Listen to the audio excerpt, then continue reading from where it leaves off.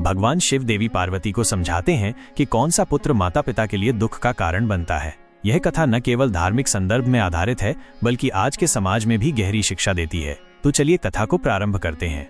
कैलाश पर्वत की शांत और दिव्य वादियों में भगवान शिव अपनी अर्धांगिनी देवी पार्वती के साथ विराजमान थे। चारों ओर प्रकृति अपनी मधुर लहरियों में गूंज रही थी। आकाश स्वच्छ था, पक्षी मधुर स्वर में गा रहे थे। ऐसी ही एक शांत संध्या में माता पार्वती के मन में एक गूढ़ प्रश्न उठा जो उन्हें लंबे समय से विचलित कर रहा था।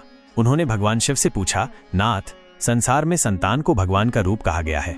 कहा जाता है कि पुत्र वंश को आगे बढ़ाता है, माता पिता की सेवा करता है, उन्हें वृद्धावस्था में सहारा देता है। परंतु मैंने ऐसे अनेक उदाहरण भी देखे हैं जहां पुत्र ही अपने माता पिता के लिए दुख और पीड़ा का कारण बनते हैं। कृपया बताइए, कौन सा पुत्र अपने माता पिता के लिए दुख का कारण बनता है? भगवान शिव अपनी समाधि से बाहर आए और गंभीर स्वर में बोले, उमा, तुमने अत्यंत महत्वपूर्ण प्रश्न पूछा है। संतान यदि धर्म से विमुख हो, यदि उसका हृदय स्वार्थ, मोह, अहंकार और पाप से भर जाए तो वो माता पिता ही नहीं, संपूर्ण समाज के लिए पीड़ा का कारण बनती है।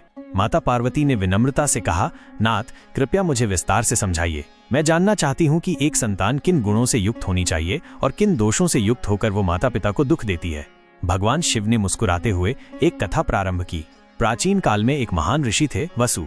वे अत्यंत तपस्वी, सत्यवादी और संयमी थे। उनकी पत्नी अनुराधा भी धार्मिक और सती थी।